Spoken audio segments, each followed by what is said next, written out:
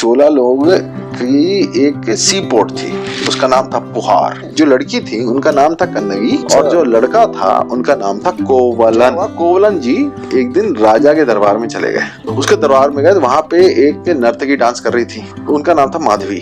तो जैसी माधवी को दिखे ना, खत्म हो गए वो। 3 साल तक कोवलन रहा माधवी के साथ। कहते हैं कि माधवी कुछ दिन तक ना वो पागलों की तरह कोवलन को खोजती रही, आओ देखा ना ताओ उसकी गर्दन काट दे। अब कन्नगी पागल हो गई, बाल खोल करके वो बिल्कुल चंडी की तरह ना राजा के दरबार में पहुंची। जय हो पंडित जी। अरे हम अभी ऑफिस की तरफ से बैंगलोर गए थे ना। हाँ। हम वहां तक तो गए मैसूर, बट मदुरई जाने की इच्छा थी। अरे बड़ी सुंदर है यार।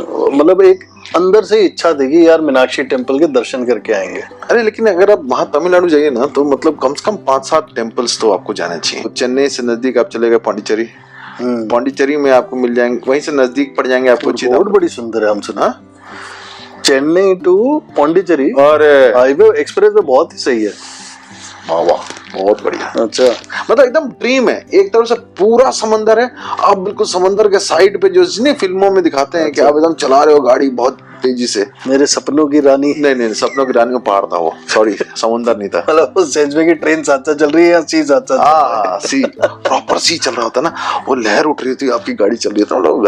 अरे बहुत जबरदस्त है। तो आप ड्राइव करते करते उधर देख रहे थे, सामने देख रहे थे? नहीं हम सामने देख रहे थे, पागल गए वो ऐसा काम नहीं करते हैं। अच्छा वैसे देख लेते थे हल्का सा थोड़ा सा उतर करके। तो एक तो वो हो गया, एक है चिदम्बरम टेम्पल। किधर है? चिदम्बरम भी वहीं आस पास में गया हूँ। चिदम्बरम टेम्पल, रामेश्वरम तो है ही है। एक वो कौन सा है? महाबलीपुरम है। Mahabalipuram is not exactly a temple पर से। अच्छा, टेम्पल साइट है, मतलब उजागरी टेम्पल नहीं है। हाँ, मतलब तो ये अब आर्कियोलॉजिकल साइट करा था। हाँ, अब आर्कियोलॉजिकल साइट हो गया वो। इट्स नॉट हिस्टोरिकल है बस। हाँ, it's not a religious place as such. तो एक तो वो हो गए, ये चिदम्बरम हो गया, रामेश्वरम तो और एक मदुरई मीनाक्षी टेम्पल जो है वो तो है। मीनाक्षी टेम्पल तो अरे मीनाक्षी टेम्पल का ना बड़ा मजेदार तो नहीं कह सकता मैं, देवी है लेकिन उनका जो कथा है ना वो बहुत ही मतलब सैड भी है, लेकिन बहुत ही ज्यादा उसकी मान्यता श्रीलंका में है। अभी लेटेस्ट फिल्म बनी थी श्रीलंका में। अच्छा। उस कहानी के ऊपर उनका जो देवी है उनका नाम है शायद कन्नगी देवी। उनके लैंग्वेज के हिसाब से नहीं सुनाई देते हैं आपको। तो कंफ्यूजन आपको हो रहा है तो कथा आपको जानना जरूरी है।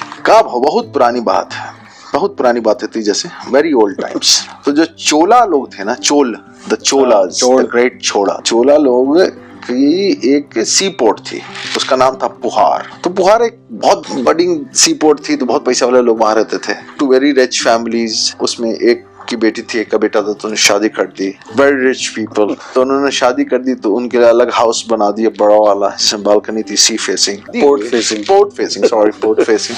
तो जो शादी हुई उसमें जो लड़की थी उनका नाम था कन्नगी। अच्छा। और जो लड़का था उनका नाम था कोवलन। दोनों मतलब यंग कपल थे, तो काफी दिन उन्होंने मतलब बहुत सुंदर उनकी मैरिज हुई, फैमिली वेस्ट टुगेदर, ये वो सारी। एक बार अब क्या होता है ना, कहानी एक दिन से स्टार्ट होती है with match and train of gun powder. क्या हुआ, कोवलन जी एक दिन राजा के दरबार में चले गए, या जो भी वहाँ का एडमिनिस्ट्रेटर होगा उसके दरबार में गए। तो वहां पे एक नर्तकी डांस कर रही थी, उनका नाम था माधवी।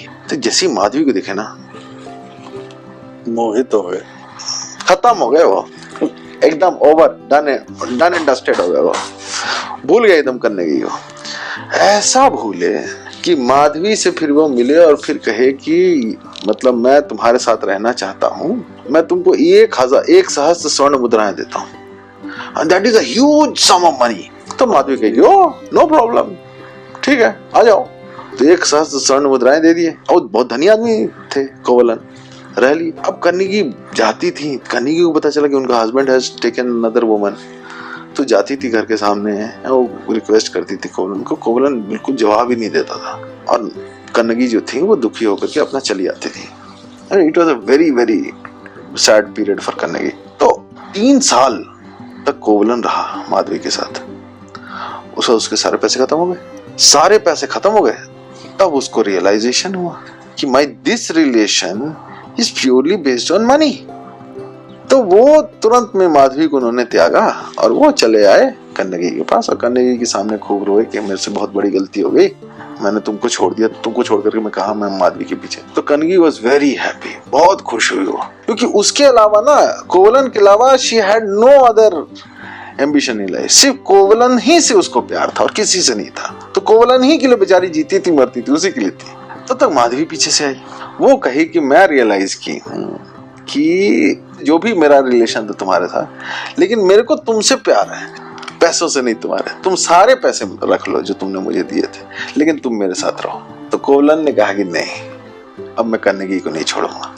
तो एक अजीब सा सिचुएशन हुआ।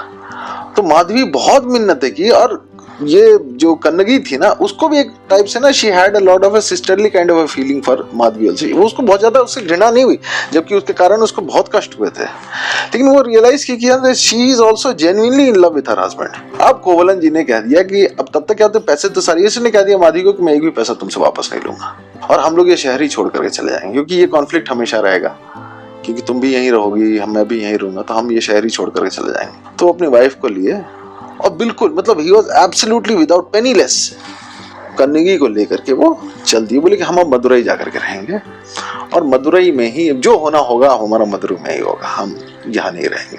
माधवी ने बहुत मिन्नतें की कि तुम यहीं रुक जाओ ना, इन्होंने कहा कि नहीं हम नहीं रहे, और कन्नगी और वो दोनों निकल गए। कहते हैं कि माधवी कुछ दिन तक ना वो पागलों की तरह कोवलन को खोजती रही और उसके बाद फिर वो बुद्ध धर्म अपना लिया उसने और she became a monk, she attend monkhood, मतलब छोड़ ही दिया उसने।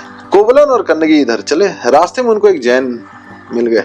तो जैन मुनि ने उनको बहुत सारी चीजों की शिक्षाएं दी कि कैसे कम में रहना है। And you know the Jains were the most powerful businessman also, so शायद उसकी भी ट्रेनिंग उनको दी। तो ये दोनों अपने उनसे सीखते, बातचीत करते। ये ना पूरे एंशिएंट इंडिया में ना हमेशा एक डिस्कोर्स हमेशा होता था कि आप जब भी किसी से मिले तो you also talk about spirituality, also talk about materialism, हर चीज का आपको डिस्कशन होता था उनसे। जैन मुनि बहुत स्ट्रिक्ट रहते थे, उनका खाना भी बहुत स्ट्रिक्ट होता है, रहना भी बहुत स्ट्रिक्ट है। तो जो बेसिक तरीका है जीवन जीने का वो कन्नगी और कोवलन ने सीखा जैन मुनि से। फिर वो लोग पहुंचे मदुरई। मदुरई में बिल्कुल ही गरीबी की हालत में वो पहुंचे। तो वो लोग एक रुके, एक जो गाय भैंस जो जैसे दूध जो देते हैं ना, उनके घर पे रुके वो लोग, ग्वाला के घर पे। तो वो उन्होंने कहा कि भाई जब तक तुम कहीं और कुछ काम नहीं मिलता तब तक मेरे गायों की सेवा करो। तो वो उनको भी ठीक लगा कि भाई गाय की सेवा करे ना, गाय इज ऑलवेज बेटर। एक दिन कन्नगी ने कोवलन को कहा कि ना कुछ भी नहीं है मेरे पास, लेकिन मेरे पिताजी की दी हुई ना पायल है मेरे पास।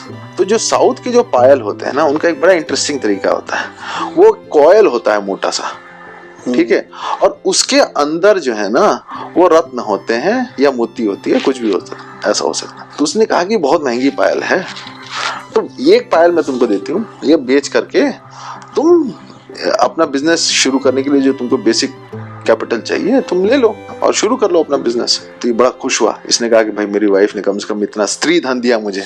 भाई अपना लेके चला। भाई सोचा कि किसके पास अपने को सबसे ज्यादा पैसा मिलेगा, द किंग और द किंग्स ज्वेलर, जो राजा का जो गणिक कह लीजिए या फिर जो भी उसका सुनार होगा, उसके पास चले गए। ये देखो हमारा पायल, और इसका तुम वैल्यू करो और मुझे पैसे दो, I have to start business.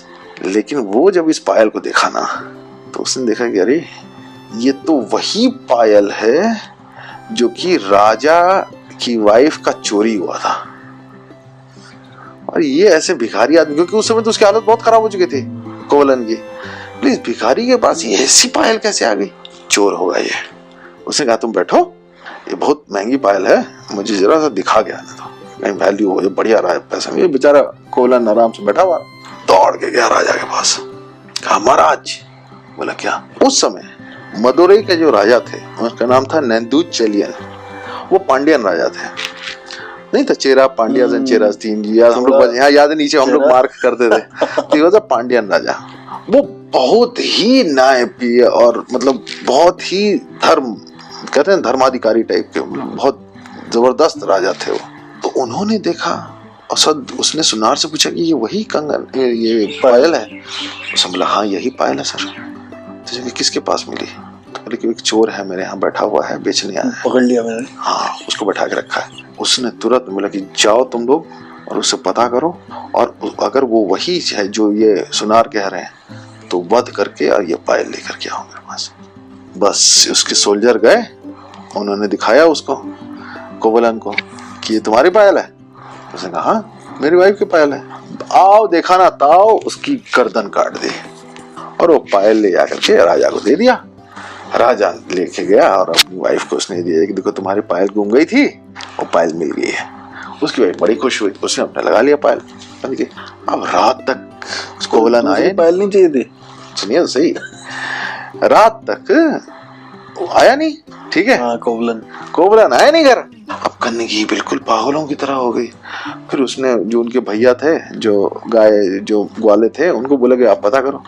वो पता करके आया तो बड़ा घबरा गया, बोला कि अरे बहन उसको तो मार दिया। अब कन्नगी पागल हो गई बिल्कुल। यू कैन अंडरस्टैंड कोवलन उसके लिए कितना इंपॉर्टेंट था। वो सब चीज छोड़ सकती थी, कोवलन को नहीं छोड़ सकती थी, और कोवलन का वध कर दिया राजा ने। वो पागल, कहते हैं ना कि बाल खोल करके वो बिल्कुल चंडी की तरह ना राजा के दरबार में पहुंची, और कहते हैं कि दम चंडी रूपा ही हो ही गई थी। तो उसने कहा कि हे राजन, तुमने आज बहुत बड़ा पाप किया है और इसकी सजा तुमको मिलेगी। तो बोले क्या पाप किया है? तुम्हारा हस्बैंड चोर था, उसने मेरी वाइफ के पायल चुराए थे। तो बोले अच्छा तुम्हारी वाइफ के पायल चुराए थे। बोले कि तुमको धर्म की तो समझ है ही नहीं और आभूषणों की समझ तो और नहीं है, वो पायल हो ही नहीं सकती। बोले कैसे आप बता रहे कि बोले कि उस पायल को तोड़ो तुम। मेरे पायल में रत्न थे और तुम्हारी रानी के पायल में क्या है? तो रानी बोली कि मेरे पायल में मोती थे।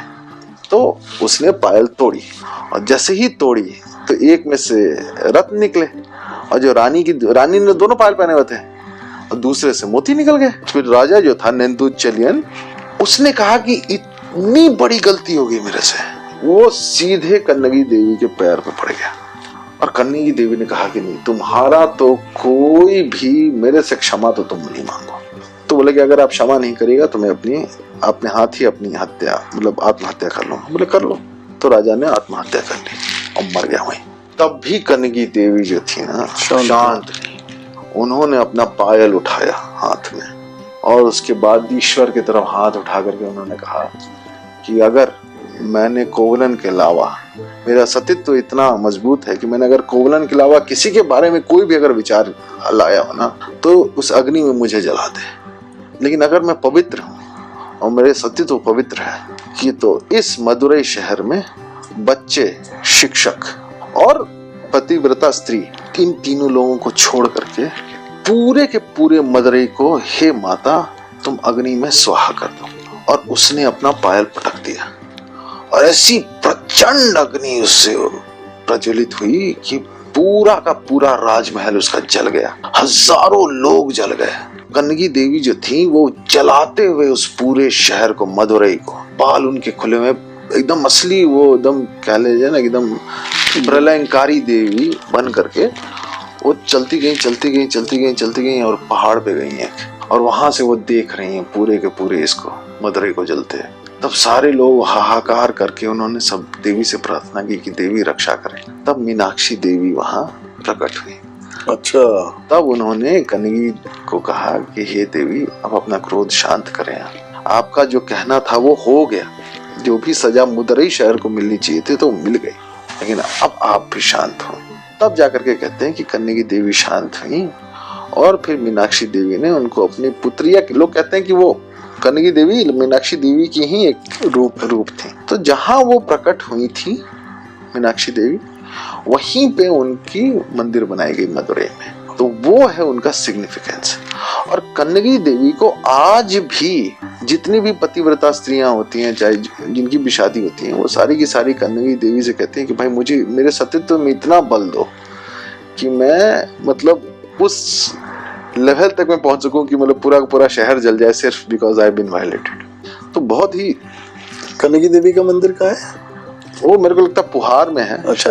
और इन्होंने क्या किया था आपको बताता हूँ, अजीबोगरीब। इन्होंने क्या किया, जाकर के वहाँ चेन्नई के ना बीच पे शायद लगाया था इन्होंने कन्नगी देवी का मूर्ति। उसके बाद फिर कुछ लोग उन्होंने हटा दिया, बोले कि इससे ट्रैफिक बहुत हो रहा है। बाद में वापस से रेस्टोर किया गया है। लेकिन मतलब इस तरीके के भी लोग हैं भाई, क्या किया जाए।